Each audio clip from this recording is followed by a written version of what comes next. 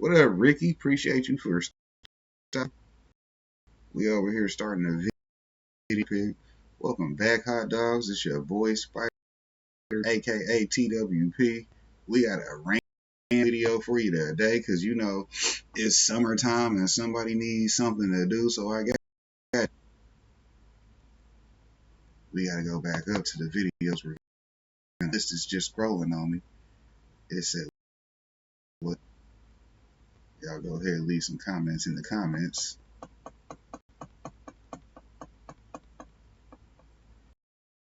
We finna get this popping and started, and then we gonna finish our water as recorded on TWP when he was recording. Here we go. The button.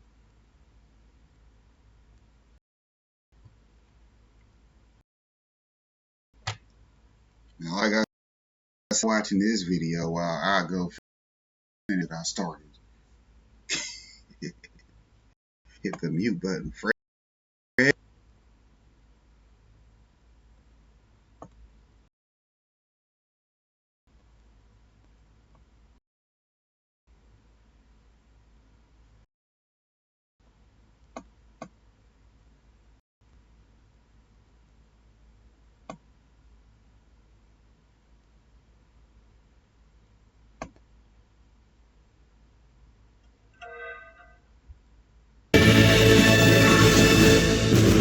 What's up, my comic comrades? Across the comic world, there are many extremely dangerous characters that you wouldn't want to cross. And today we're going to look at one group in particular with our list of the 10 most dangerous assassins to ever hit the pages of a comic book. Seriously, this was an extremely difficult list to assemble. Honestly, I'm still not sure that we're fully settled on it because there's just so many great assassin characters in the world of comics. As such, we didn't rank them in any particular order. In the future, we could rank the 10 most dangerous assassins for DC and Marvel separately, so let us know in the comments if that's something you'd like to see. For now, let's see where we landed.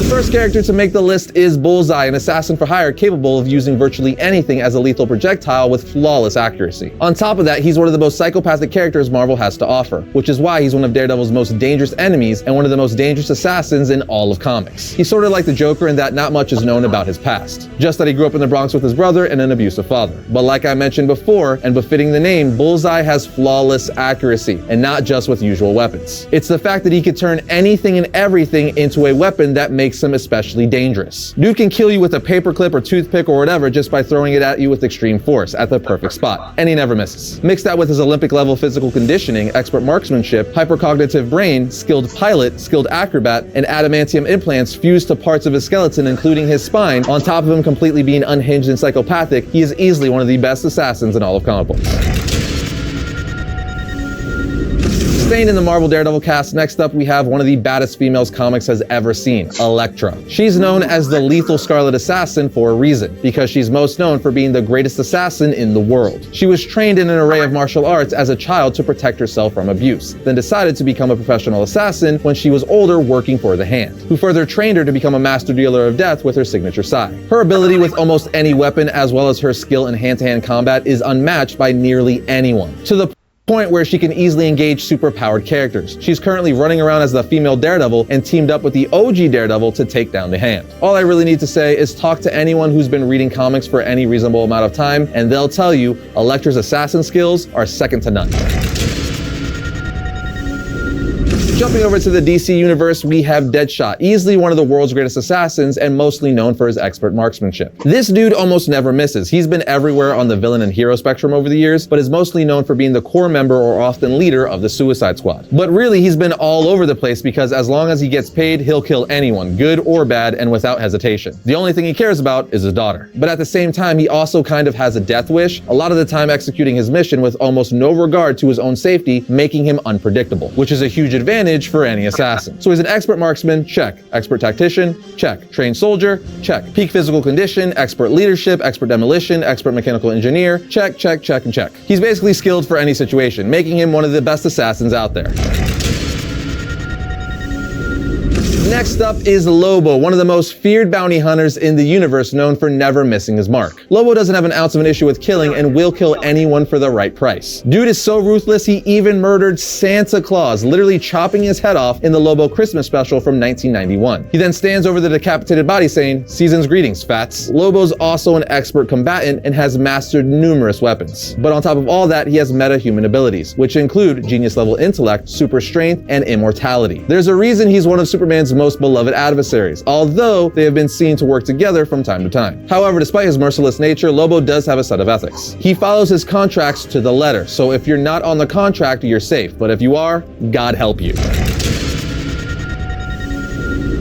Back in the Marvel catalog, we have the one and only Black Widow. Black Widow is mostly known for working with S.H.I.E.L.D. and being an Avenger. But in her past, she was someone you didn't want to come face to face with. She was trained by the KGB to be a spy assassin, turning her into a living weapon and arguably the deadliest assassin to come out of the KGB. On top of being an expert combatant, having mastered several forms of martial arts, an expert with weaponry, and master marksman, she was also given a different version of the super soldier serum, giving her similar abilities to Captain America, just not as potent. Mix that with her expert stealth skills, and she's like a true Black Widow. You'll never see her coming. When you're looking to rock some next level galactic swag, obviously you want to go to StarWarsFineJewelry.com. But the important question is, do you choose the light side or the dark side of the Force? All of the amazing pieces from Star Wars Fine Jewelry are officially licensed and made using only high quality metals, gemstones, and diamonds. And while there are many epic designs to choose from, I can tell you this much, you need to choose carefully because the bling reflects your place in the galaxy. For instance, I started wearing this amazing dark armor ring inspired by Darth Vader's iconic armor with its black diamonds and Sith red garnet, and let me tell you, you don't know the power of the dark side. But maybe you want to be inspired by the ways of the Force and follow the path of the light side like Jedi Master Yoda. Well, do or do not, there is no try. So hook yourself up with this Yoda-inspired Dagobah woman's ring with diamonds and two-tone silver and 10-karat yellow gold. Or a Jedi Mark men's bracelet made of silver and black rhodium and inspired by the lightsaber hilt of Luke Skywalker. But they also have a Forces of the Galaxy collection where you can choose between pieces like this Chewbacca-inspired men's pendant called the Wookiee or this dope Stormtrooper men's ring made with black onyx and silver. No matter which path you choose, there are a ton of options to choose from and you can find your style fit with Star Wars Fine Jewelry. Go to StarWarsFineJewelry.com or click our link in the description to shop now and browse some of the coolest Star Wars inspired designs you've ever seen. I'm talking rings, pendants, bracelets, earrings, and more. You'll also want to make sure to sign up for the rewards program, the Council Club, while you're there, because that will get you early access to their Black Friday sale right away, featuring offers up to 50% off site-wide. Again, that's StarWarsFineJewelry.com. Another character you knew had to be on this list is Taskmaster. No, not the Taskmaster from the MCU. I don't know what that was, but it was some weird character they decided to call Taskmaster. The Taskmaster we know from the comics is Tony Masters, and he is a beast of an assassin, possessing what they call photographic reflexes, so he can mimic anyone's fighting style just by watching them. However, he can't mimic their powers and abilities. For instance, he can mimic Wolverine's fighting style, but he's not going to have adamantium claws bursting out of his fist or healing factor. He can also mimic people's voices flawlessly and copy people's weapon skills, making him a master of hand-to-hand combat and a wide array of weapons. For instance, in copying Captain America's fighting style, he can mimic the way Captain America throws his shield with his own shield. Not with as much force since he doesn't have the super soldier serum, but with the same skill. This makes him one of the best fighters in the entire Marvel universe, being so skilled in fact that he's trained other villains and has been hired to train villains' henchmen. The dude is such a badass, he really only loses to Deadpool because of the unpredictable way he fights, making Taskmaster easily one of the most dangerous assassins in the game. Next is another obvious character to make the list, the merc with the mouth himself, Deadpool. He really needs no introduction. He was already a comic fan favorite, then was made even more popular when Ryan Reynolds brought the character to live action. First thing that makes him so dangerous is the dude can't be killed. Literally, he's immortal. Then he has one of the best healing factors in all of comics, to make it even more unfair. He can straight up just grow limbs back, which is an excellent trait for an assassin. Not being able to die means even if he's spotted, he's still getting the job done and can be as reckless as he wants. Mix that with his complete mastery of swords, knives, guns, explosive, martial arts, and everything deadly, and let's not forget breaking the fourth wall and his love for chimichangas, and you have one of the funniest and deadliest assassins the world of comic books has ever known.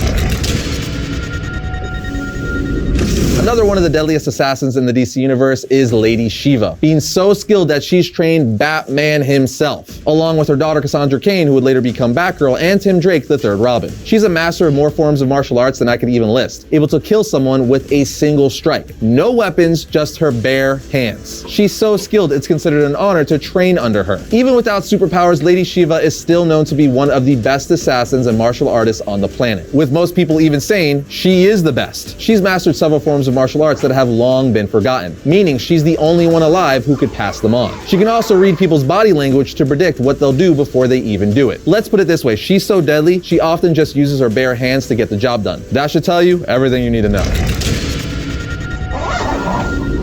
Another character you might be expecting for this list is the Punisher. His name is Frank Castle, and he's an assassin who kills for his own personal reasons. He's not too fond of criminals and thinks they should be put down permanently to keep them from committing crimes again. So if he deems you as someone making the world an unsafe place, he kills you just to make it safer. He's kind of like Batman if Batman didn't have his no-kill rule and didn't have all those high-tech fancy gadgets. Frank Castle has an extensive background with basically every weapon imaginable and is an expert in hand-to-hand combat and is in peak physical condition. He's also very strategic. His missions are always well-planned and carried out with the utmost attention to detail. Dude is the peak of having a killer instinct mixed with skills and determination. He also has no superpowers but has an incredibly high pain tolerance, able to undergo surgery without any anesthesia and take several gunshots and still continue fighting. Plain and simple, he's called the Punisher for a reason, and when it comes to badass assassins, there's few that match Frank Castle.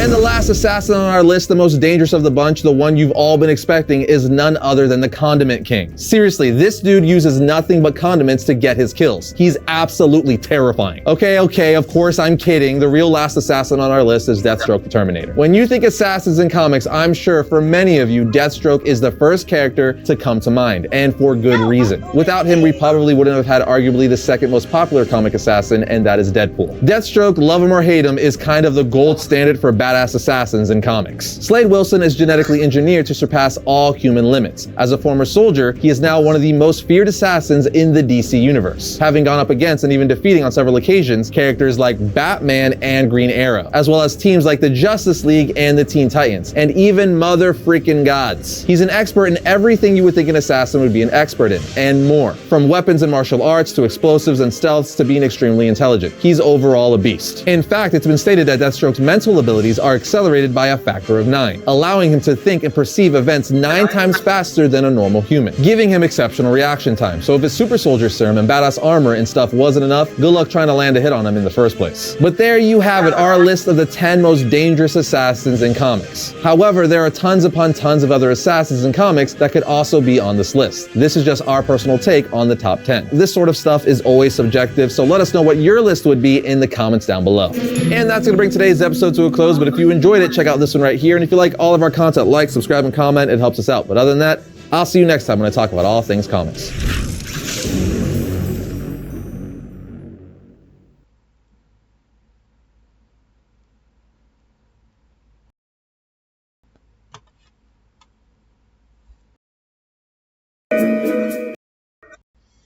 That ain't the video that's supposed to be next. See? Y'all playing.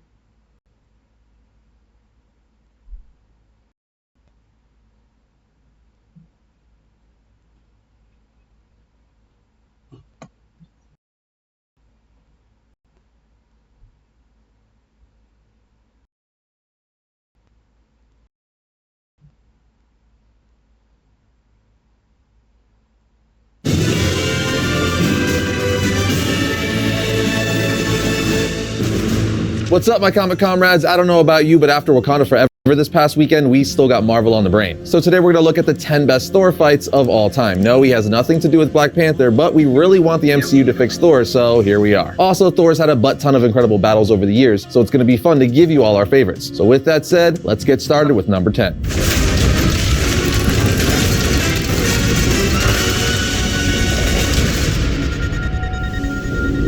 First up, we have Thor's first confrontation with Beta Ray Bill, which went down in Bill's first appearance in the Mighty Thor issue 337. They would come to face one another after Nick Fury sent Thor to space to check out a spaceship he thought was a threat. Turns out that ship was Beta Ray Bill's ship Scuttlebutt, and once Thor breaks into the ship, Bill and Thor start having an epic battle. A battle in which Bill gets the upper hand, eventually taking Thor's walking cane, which was Mjolnir in disguise, and unintentionally smacks it against something, turning it into Mjolnir, which Beta Ray Bill was able to wield, granting him the power of Thor. This made Beta Ray Bill the first person besides Odin and Thor Thor himself to wield Mjolnir. But this wouldn't be the end of their epic confrontation. Odin would eventually intervene, as Bill thought he fairly won Mjolnir, but Odin was like, no, you defeated my son when he was a mere mortal, after dropping his hammer and turning back into Donald Blake. So now both of you will fight weaponless with all enchantments removed for the right to wield Mjolnir. The two then have another epic fight, both stripped of their powers. A fight Beta Ray Bill ultimately wins, but in the end he doesn't feel right taking the hammer. Odin realizes Bill also needs a mighty weapon to defend his people and thinks him noble, so he makes Bill Stormbreaker. Now, though Thor didn't win any of these fights per se,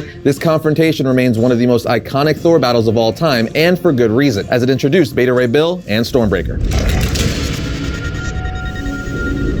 Next up, we have the time Thor fought Sentry in the Siege storyline in issues 3 and 4. Basically, Sentry was going buck wild and destroying everything, being the OP character that he is. You see, in the story, he's Norman Osborn's attack dog, basically, and he alone goes up against the entire Avengers while he says to them, how many gods will I have to kill today? Needless to say, Thor doesn't take too kindly to this and charges him, blasting him with lightning from his hammer. But it does nothing to Sentry, as Thor looks in shock, saying, Odin's eye. But Thor is not giving up, he's the god of thunder. So he charges Sentry again, saying, you've chosen the wrong master and you've chosen the wrong battlefield. And for that I must smite you down with all the power at my command. But when he goes to hit Sentry again with his hammer, the void is unleashed from his back. As Osborn gives the command to Sentry, saying, don't let them win, bring it down. Bring it all down, Robert, don't let them win. So he blitzes Thor and single-handedly destroys all of Asgard by flying through it with the power of 1 million exploding suns. We just see the void fully unleashed, hovering on the last page of issue 3. Then in issue 4, we see Thor continuing to attack Sentry along with the other Avengers. Thor then throws his hammer through Sentry, but to no avail. Eventually, Thor brings down the lightning on the void, saying, you took down Asgard, demon. Now I feel the power of my father and his father before him. But it does nothing yet again. Sentry is basically mocking Thor and his powers, and he proceeds to rip Loki in half. In the end, Iron Man uses a helicarrier as a bullet to smash Sentry into the ground, causing Sentry to snap to for a moment back into his normal Robert self. Thor then walks up to him, saying he will live to see penance for the death of my brother, for the fall of my home, for the betrayal of all the Avengers. As Robert turns into the void yet again, Thor finally brings down all of his might, his thunder, his lightning, and disintegrates Sentry, taking his body and then throwing it into the sun. After saying all that, hopefully you now understand why this is on the list.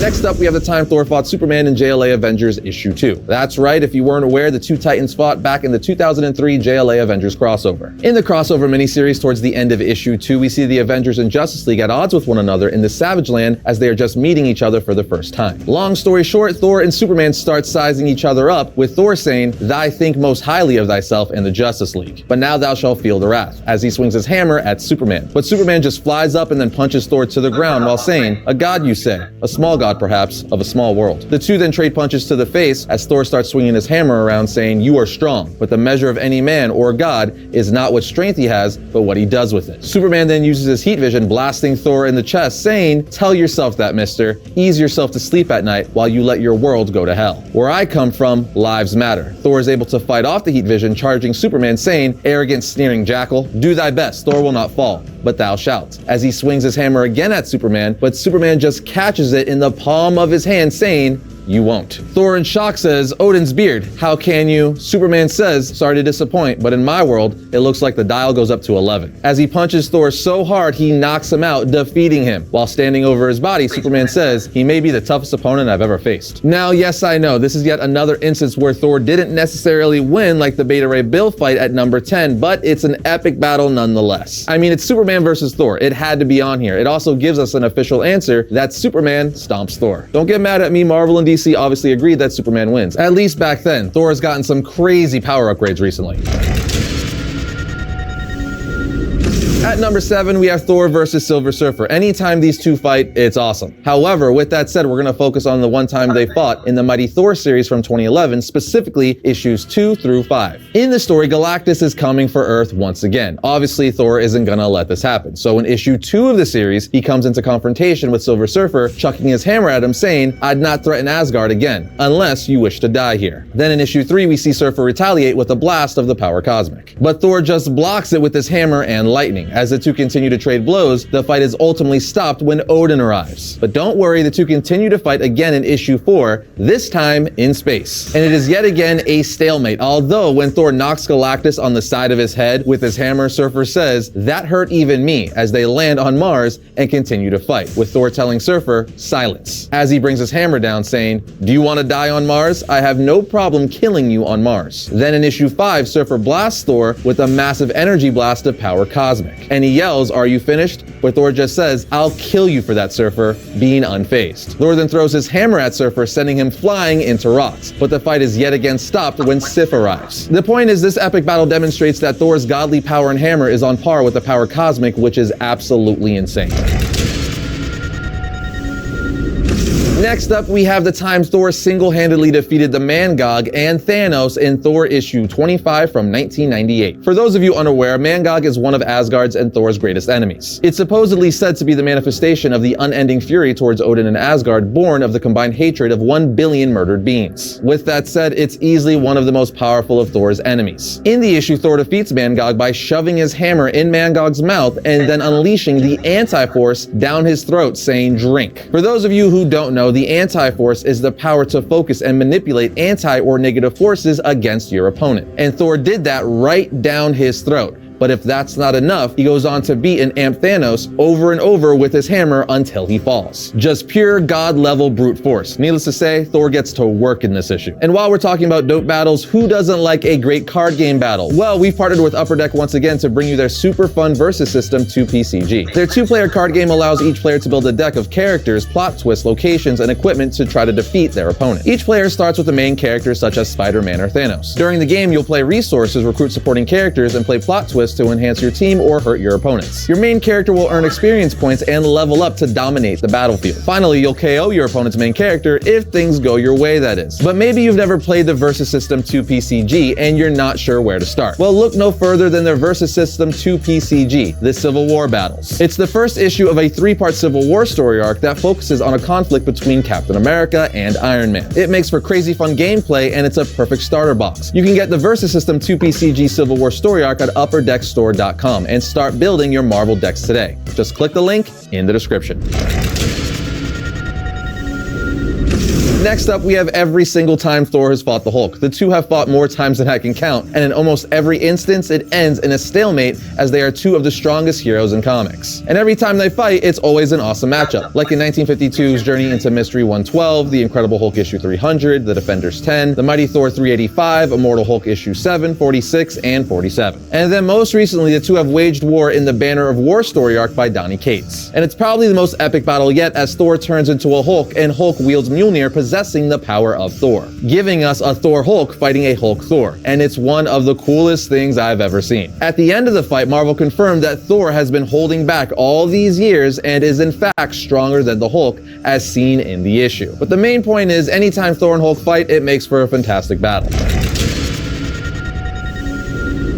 At number 4, we have the time Thor battles Gorr and killed him. It all goes down in the God Bomb story arc, which starts in issue 7 of Thor, God of Thunder. In summary, Gorr continues time traveling in the story and reveals to a young Thor that he built a weapon that will destroy all the gods in the universe, a God Bomb. Eventually, he sets off the God Bomb, but Gorr's son, which is actually a construct made of all black, the Necro Sword, turns on his father. At this point, the son's prayers, along with every other surviving god through time praying for Thor, allowed him to absorb the God Bomb's blast and wield all black himself, as seen in Thor God of Thunder issue 11. Oh, and did I forget to mention, if that wasn't enough, present Thor is also wielding his Mjolnir as well as his future self's Mjolnir, so he's got 2 Mjolnirs and all black at this point. Thor then looks at Gorr holding both hammers and wielding all black, saying, "It's not your weapon anymore. It laughs at you, Gorr. Its name is All Black, the Necro Sword, the Slicer of Worlds, the Annihila Blade, and it was meant to be wielded by a god." But you were right about one thing. Gorr says no, give it back, as Thor says it was also meant to kill them, as Thor blasts him with energy from both hammers and all black. Insane, I know. Then a few pages after this, young Thor slices off Gorr's head, killing him once and for all. Honestly, I wouldn't fault anyone for putting this higher on their list. It's incredible. Making its way to the top 3 is the time Herald of Thunder Thor, aka King Thor, imbued with the power cosmic, fought Beta Ray Bill in issue 3 of Donny Cates' Thor title. In the issue, Beta Ray Bill basically confronts Thor, saying, "I know this isn't you, brother, and I will have my vengeance on Galactus for corrupting your honor. He has taken my people's home, he shall not take you as well." But when Bill attacks, Thor literally just backhands him down to the planet below, while calmly saying to Bill, who is slowly standing up, "I possess the power of a Herald of Galactus, as well as the powers befit of the Allfather of Asgard, all added to my own. In the past, you and I have fought and been equal. This will not be that. Go now. Please, do not make me." But Bill refuses to back down, which leads to an amazing battle between the two friends. Thor then throws his hammer at Bill, but he catches it, refusing to give it back to Thor, forcing Thor to call Stormbreaker to him, and when he does, he walks over to Bill and shatters Stormbreaker over Mjolnir, leaving Bill defeated and broken, as Thor says, "Do you believe me now? I told you, I warned you." For me, this is one of the coolest Thor battles I've ever seen. I mean, he shattered Stormbreaker over Mjolnir, destroying his good friend's hammer. It's an instant classic. Next up, we have yet another moment from Donny Cates' Thor title from the God of Hammer storyline, specifically Thor issues 22 and 23. In the story, Thor's hammer has become sentient and infected by the man god. Because of this, Mjolnir has betrayed Thor and is attacking him, his friends, and loved ones. Long story short, towards the end of the story, Odin sacrifices himself to give Thor the full power of the Odin Force at the end of issue 22, causing Thor to get yet another extreme power boost. Then in Thor issue 23, we see a fully Odin Force powered Thor battle his sentient hammer. He blasts Mjolnir over and over with the Odin Force, weakening it until ultimately he quite literally brings the hammer down, shattering Mjolnir and beating it once and for all. And the story ends with Odin's soul now enchanting Mjolnir. It's an incredibly awesome fight with an even better story. And spoiler, this entire top 3 is Donny Cates, so let's move on to number 1.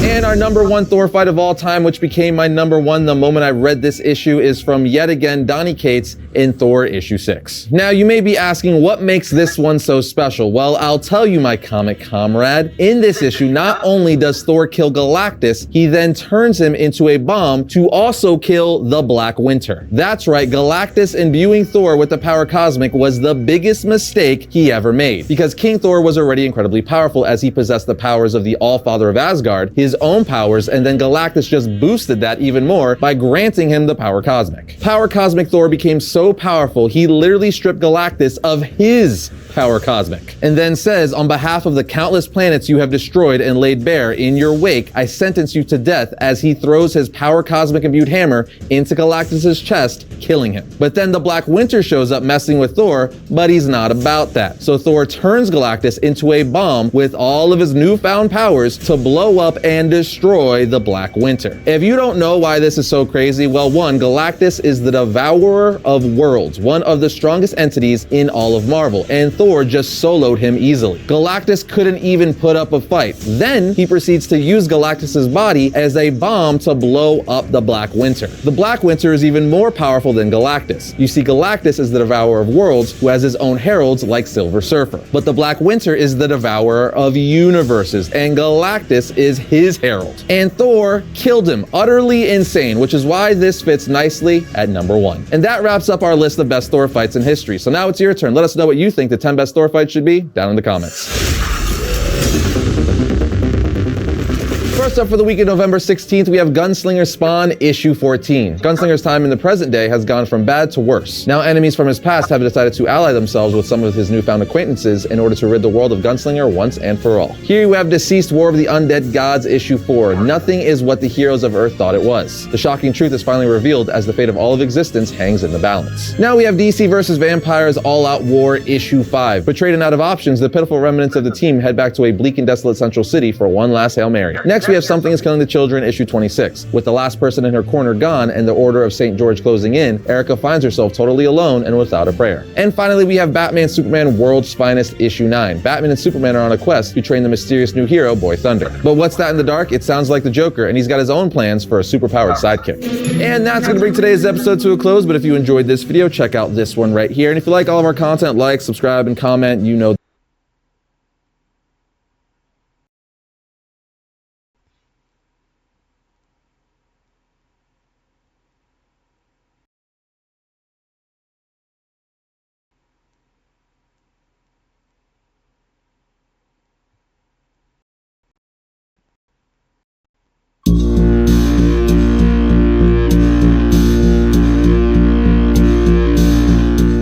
Here in this video we will showcase Marvel's dark gods and deities of darkness. Well, ever wondered what makes a good story?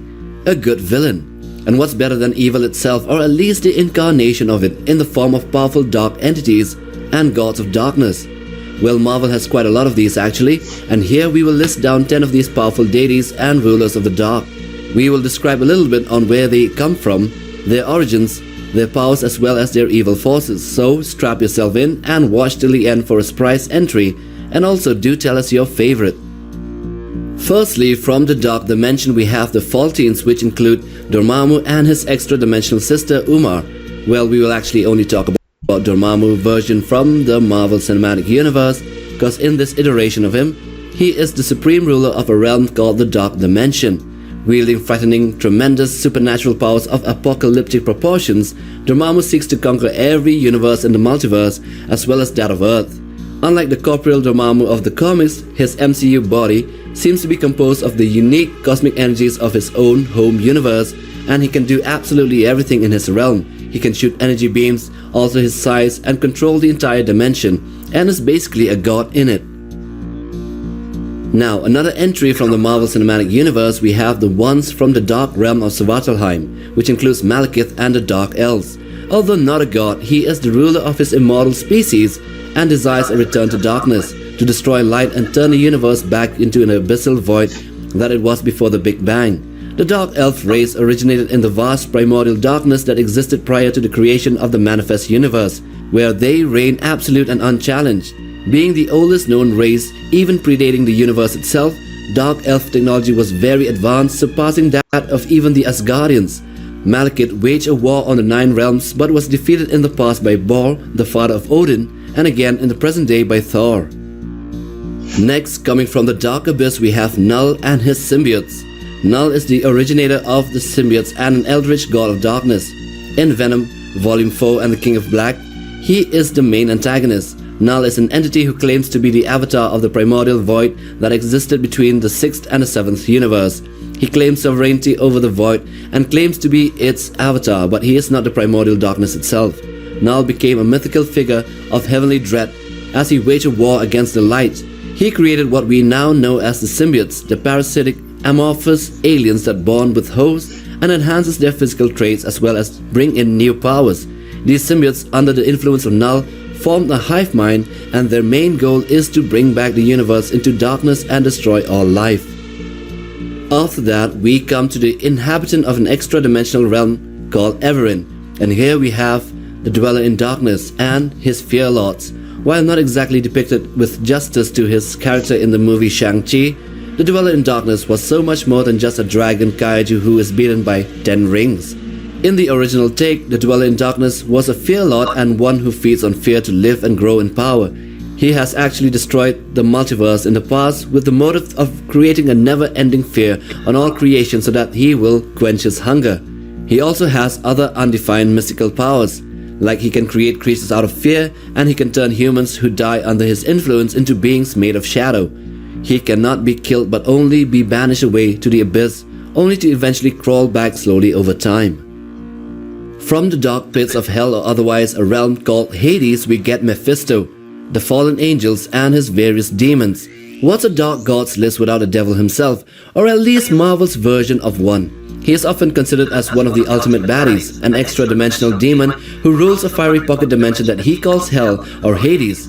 Mephisto calls this as Hell in order to exploit human beings' belief in a single being of absolute evil, often referred to as Satan. And he also has the appearance of one as well. Mephisto's true origin has been lost to time, with many stories claiming to tell the true origin, but you can make up your own mind. Over the years, he has built quite a repertoire. He is the most influential entity in Earth's history, ranging from manipulating Adam in the beginning of time to creating the Ghost Rider and many evil deeds in between, and all he wants is just the souls of humans. Next, we dive into the version of Lovecraft's Arlia, which is really just the same but called Kile in the Marvel Universe. So here we have the Marvel's version of Cthulhu, who is also called Chthon, and along with his demons called the Nagarai. They slumber, awaiting the right time to return to Earth and plunge the world into darkness again. Chthon was an elder god and became corrupted by darkness, and after a war with the other elder gods, he retreated into his own dimension of Kile. He is treated as one of the most dangerous eldritch entities known in Marvel, able to overpower and possess even the mighty Scarlet Witch with ease. Chthon was also the creator of many dark creatures including the demonic Nagare, man-bats, werewolves, and many more. His most recent entry back into the world was due to Carnage summoning him using the Dark Hole, only to be banished back with great effort and a fusion of 3 symbiotes. Now we come to the ruler of the fiery world of Muspelheim. One of the 9 realms, we have Surtur and his fire demons.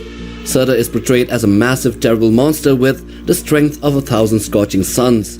Surtur is a massive fire giant that is over 1,000 feet tall. He is more of a natural foe than a physical adversary. He has superhuman strength, stamina and durability that far outseeds that of Thor's. He may be a living flaming creature capable of influencing the Earth's temperature from Asgard itself and manipulating cosmic energy for diverse causes. Although not really from the darkness, his desire to see everything burn and ruled by his fire demons does sway him in the direction of the dark gods.